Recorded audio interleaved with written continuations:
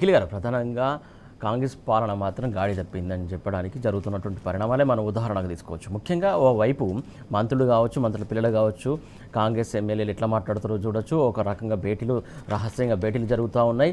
అసలు పాలన పక్కన పడేసి ఈ భేటీలు దేనికోసం? ఆయన విదేశీ పర్యటన పోతారు. ఇక్కడ అనేక సమస్యలు ఉన్న విద్యార్థి లోకం గర్జిస్తుంది, యువత గర్జిస్తుంది, నిరుద్యోగులు గర్జిస్తున్నారు, రైతులు అరిగోసపడుతున్నారు. అన్ని సెక్టార్లు కూడా రోడ్డెక్కి వారి యొక్క సమస్యలను ఏకరోడ్ పెడుతున్నా కూడా ఏ నాయకుడు కూడా పట్టించుకునే పరిస్థితి కనబడుతుంది. ప్రధాన ప్రతిపక్షమైనటువంటి బీఆర్ఎస్ పార్టీ వారికి అండగా ఉంటూ వారి కోసం ఫైట్ చేస్తుంది. ఇప్పటికి కూడా ఎట్లా చూస్తారు మీరు? ముందుగా మీతో పాటు ప్యానెల్లో ఉన్నటువంటి పెద్దలు రవికుమార్ గారికి, ప్రేక్షకులందరికీ కూడా నమస్కారం. రాష్ట్రానికి సంబంధించి చూస్తూ ఉంటే గత 30 నెలల నుండి రాష్ట్రంలో ఏ రకంగా ప్రజాస్వామ్య పాలన, ప్రజాపాలన అన్న పేరుతో అధికారంలోకి వచ్చి ఈరోజు విచ్చలవిడిగా రాక్షసత్వాన్ని ప్రదర్శిస్తూ ఉన్నారో మనం చూస్తూ ఉన్నాము. వాళ్ళే అనేక హామీలు ఇచ్చిండ్రు. 6 గ్యారంటీలు అన్నారు, 13 హామీలు అన్నారు. దాంట్లో భాగంగా 420 హామీలు చెప్పిండ్రు. అవన్నీ పక్కన పెట్టి ఈరోజు వాటి అమలు కోసం ప్రధాన ప్రతిపక్షంగా ఉన్నటువంటి బీఆర్ఎస్ పార్టీ కానీ, రాష్ట్రంలో ఉన్నటువంటి ప్రజా సంఘాలు కానీ, విద్యార్థి నాయకులు కానీ, మిగతా విభాగాలు ఎవ్వరు అడిగినా కూడా వాళ్ళ గొంతు ఏ రకంగా నొక్కాలనేది మాత్రమే ఆలోచనగా ఈరోజు రాష్ట్ర ప్రభుత్వం నడుస్తున్నట్టు చాలా స్పష్టంగా కనబడతా ఉంది. గతంలో పూర్తి స్థాయిలో సంక్షోభం ఏదైతే ఉమ్మడి రాష్ట్రంలో ఉండేనో దాన్ని తీర్చిదిద్దే విధంగా, దాన్ని మొత్తం రూపుమాపే విధంగా సంక్షేమం దిశగా కేసీఆర్ గారు నడిపిస్తే, ఈరోజు కాంగ్రెస్ పార్టీ అధికారంలోకి వచ్చిన ఈ 30 నెలల్లో మళ్ళీ పాత రోజులను గుర్తు చేసే విధంగా, మళ్ళీ ఉమ్మడి రాష్ట్ర పాలనను గుర్తు చేసే విధంగా, అన్ని వర్గాలను వెనక్కి నెట్టే విధంగా ఈరోజు రేవంత్ రెడ్డి గారి నాయకత్వంలో కాంగ్రెస్ పార్టీ ముందుకు పోతున్నట్టుగా కనబడతా ఉంది. దీనికి సంబంధించి అన్ని వర్గాలు రోడ్లు ఎక్కుతూ ఉంటే ఎక్కడికక్కడ వాళ్ళ గొంతులను నొక్కుతూ వాళ్ళని ఇబ్బందులు పెడుతూ దాన్ని డైవర్ట్ చేయడానికి, ఆ ఇష్యూస్ అన్ని పక్కకు పెట్టడానికి రాజకీయపరమైన ఇష్యూస్ని పబ్లిక్ డొమైన్కి తీసుకొచ్చే ప్రయత్నాలు చేస్తూ ఉంటారు.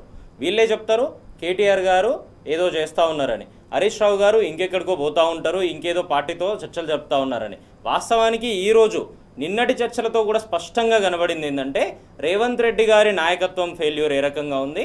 ఆ నాయకత్వానికి సంబంధించి ఆ ఫెయిల్యూర్ను ఇదే కాంగ్రెస్ పార్టీకి రానున్న రోజుల్లో ఇబ్బంది జరుగుతుందని, కాంగ్రెస్ పార్టీకి సంబంధించినటువంటి మరీ ముఖ్యంగా రాష్ట్ర అధికార పార్టీకి సంబంధించి 2-3 మంత్రులు, 18-20 మంది ఎమ్మెల్యేలు రాష్ట్రంలో ముఖ్యమంత్రి పర్యటనకు పోయిన దాన్ని దృష్టిలో పెట్టుకొని ముఖ్యమంత్రి గారు లేని సమయంలో చర్చలు చేస్తూ ఉన్నారు అంటేనే చాలా స్పష్టంగా కనబడతా ఉంది రాష్ట్ర ప్రభుత్వం ఫెయిల్యూర్ ఏ విధంగా ఉంది.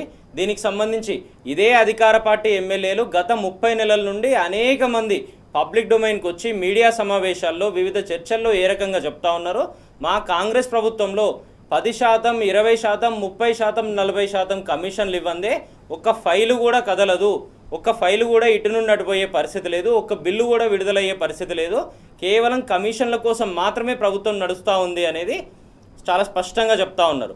వాళ్ళ ఎమ్మెల్యేలే రాజకీయపరమైన లోపాలు ఏ రకంగా ఉన్నాయని రాజగోపాల్ రెడ్డి గారు కానీ మిగతా వాళ్ళు కానీ చెప్తా ఉన్నారు. లేటెస్ట్గా నిన్నటికి నిన్న కూడా స్వయంగా రాష్ట్ర కేబినెట్ మంత్రి గారి కుటుంబ సభ్యురాలు కూతురు కూడా ఇదే రేవంత్ రెడ్డి గారి అన్నదమ్ములు ఏ రకంగా దోచుకుంటా ఉన్నారు, రాష్ట్రాన్ని ఏ రకంగా ఇబ్బందులు పెడతా ఉన్నారో చెప్తా ఉన్నాం.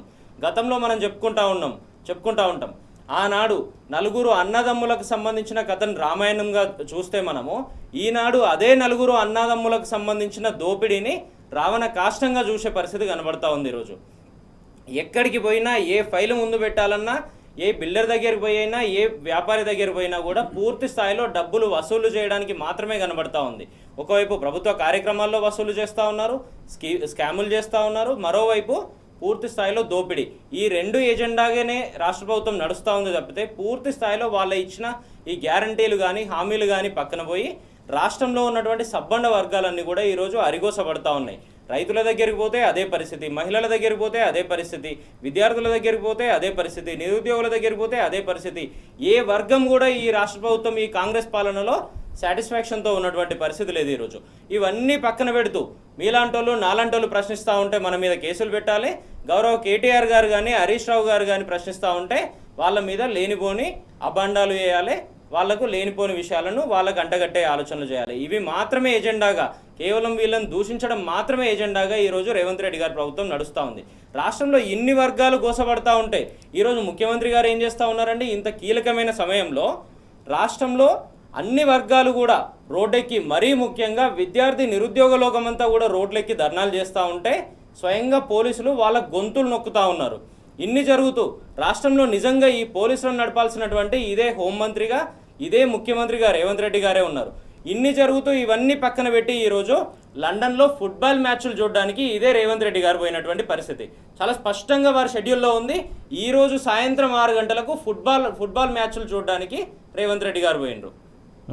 ఇంత గొప్పగా రాష్ట్ర ప్రభుత్వం నడుస్తూ ఉంది. ఈరోజు ఒకవైపు మనం చెప్తా ఉంటాము రోమ్ తగలబడుతుంటే ఫిడేల్ వాయించుకున్నట్టు ఈరోజు రేవంత్ రెడ్డి గారు రాష్ట్రంలో ఉన్నటువంటి వర్గాలన్నీ అరిగోసపడతా ఉంటే రోడ్లెక్కి ఆర్తనాదాలు పెడతా ఉంటే రేవంత్ రెడ్డి గారు ఏసీ రూముల్లో కూర్చొని స్పెషల్ చార్టర్ ఫ్లైట్లు వేసుకొని కొత్త విమానాలు కొత్త హెలికాప్టర్లు వందలాది కోట్ల రూపాయలు పెట్టుకొని విదేశీ పర్యటనలు చేస్తూ ఉన్నారు. ఈరోజు గతంలో కేటీఆర్ గారు కూడా ఆనాడు అధికారంలో ఉన్నప్పుడు పర్యటనలు చేసిండు, ఈనాడు ప్రతిపక్షంలో ఉండి కూడా అక్కడనో ఇక్కడనో పర్యటనకు పోతూ ఉంటే అక్కడ ఉన్నటువంటి ఎన్ఆర్ఐలతో కంపెనీ సీఈఓలతో స్పష్టంగా చెప్తా ఉన్నారు, మేము అధికారంలో లేకపోయినా సరే మేము ప్రతిపక్షంలో ఈరోజు ఉన్నా సరే రానున్న సంవత్సరంన్నర తర్వాత మళ్ళీ మేమే అధికారంలోకి వస్తాము, మీరు రాష్ట్రంలో పెట్టుబడులు పెట్టండి, రాష్ట్రంలో ఉన్నటువంటి నిరుద్యోగులకు ఉద్యోగాలు ఇచ్చే విధంగా ఆలోచనలు చేయండి. అధికారమే పరమావధి. అధికారం ఇప్పుడు ఆల్రెడీ ఉంది కదా, అధికారం ఉన్నప్పుడు ఏం వెలుగబెడుతున్నట్టు రాష్ట్రానికి చాలా స్పష్టంగా ఇదే తేడా కనబడతా ఉంది కదా. నిజంగా కూడా ఒక స్టేట్స్మెన్ ఏ విధంగా ఆలోచన చేస్తారు, ఒక దొంగ నోట్ల కట్టలతో దొరికినటువంటి ఒక దొంగ ఒక దోపిడీదారుడు ఏ రకంగా ఆలోచన చేస్తాడు అన్నది ఇక్కడనే కనబడతా ఉంది. మీకు ఇచ్చిన అధికారాన్ని నిలబెట్టుకొని మీరు ఇచ్చిన గ్యారంటీలను హామీలను అమలు చేయండి అనేది రాష్ట్ర ప్రజలంతా చెప్తా ఉంటే ప్రతిపక్షాలు కొట్లాడుతూ ఉంటాయి. ఇవన్నీ పక్కన పెడుతూ కేవలం మీ జల్సాలకు మాత్రమే దాన్ని వినియోగిస్తూ ఉన్నారు. ఒకవైపు నా దగ్గర డబ్బులు లేవు, రాష్ట్ర ప్రభుత్వం దగ్గర డబ్బులు లేవు, నన్ను చెప్పులు ఎత్తుకుపోయి దొంగలాగా చూస్తూ ఉన్నారని చెప్తూ నిన్నగాక మొన్న 100-110 కోట్ల రూపాయలు పెట్టి కొత్త హెలికాప్టర్లు కొంటా ఉన్నారు, కొత్త కార్లు కొంటా ఉన్నారు, కొత్త భవనాలు నిర్మాణం చేస్తూ ఉన్నారు, ఎక్కడికక్కడ దోపిడీ చేస్తూ ఉన్నారు, ఢిల్లీకి కప్పం కడుతూ ఉన్నారు, పక్క రాష్ట్రాల్లో ఎన్నికలు జరుగుతూ ఉంటే అక్కడికి వందలాది కోట్ల సూట్ కేసులు పంపుతూ ఉన్నారు. ఇన్ని జరుగుతూ ఉంటే మీ ఎమ్మెల్యేలే స్పష్టంగా పబ్లిక్ డొమైన్కి వచ్చి చెప్తా ఉంటే కూడా కనీస చలనం లేనటువంటి పరిస్థితి, ప్రశ్నిస్తున్న గొంతులు నొక్కడం మాత్రమే ఎజెండాగా కనబడుతున్నటువంటి పరిస్థితి. ఇటువంటి పరిస్థితులు ఇట్లాగే కొనసాగితే రానున్న రోజుల్లో కాంగ్రెస్ పార్టీ కేవలం సింగిల్ డిజిట్కి మాత్రమే పరిమితమవుతుంది అన్న ఆలోచనకు వచ్చిండ్రు. కాబట్టి నిన్నటి భేటీ కూడా దాన్ని స్పష్టంగా తెలియజేస్తూ ఉంది. ఏదైతే 15-18 మంది ఎమ్మెల్యేలు 2-3 మంత్రులు కనబడతా ఉన్నారు. ఇటువంటి భేటీలు గతంలో కూడా జరిగినాయి. ఇదే కాంగ్రెస్ పార్టీ అధికారంలోకి వచ్చిన 30 నెలలకు సంబంధించి అనేక సార్లు జరుగుతూ ఉంటే కూడా వాళ్ళను పర్సనల్గా టార్గెట్ చేస్తూ ఆ శాసనసభ్యులకు సంబంధించి ఫండ్స్ ఇవ్వకుండా ఏ రకంగా ఇంటెన్షనల్గా ఇబ్బంది పెట్టినో మనం చూసినాము. వాటిని కూడా పబ్లిక్ డొమైన్కి తెచ్చి వాళ్ళ శాసనసభ్యులే చెప్పినటువంటి పరిస్థితులు చూసినాం. ఇన్ని జరుగుతూ ఉంటే కూడా ఒకవైపు సంక్షేమం లేదు, ఇంకోవైపు అభివృద్ధి లేదు. ఇవన్నీ పక్కకు పెట్టి కేవలం వాళ్ళ రాజకీయాల కోసం మాత్రమే వాళ్ళు సంపాదించుకోవడం మాత్రమే దృష్టి పెట్టిండ్రు తప్పితే అటువైపు ఢిల్లీకి కప్పం కట్టాలి, ఇటువైపు వాళ్ళ జేబులు నింపుకోవాలి, దోసుకోవాలి. ఇది మాత్రమే ఎజెండాగా ఈరోజు కనబడుతున్నటువంటి ఆలోచన.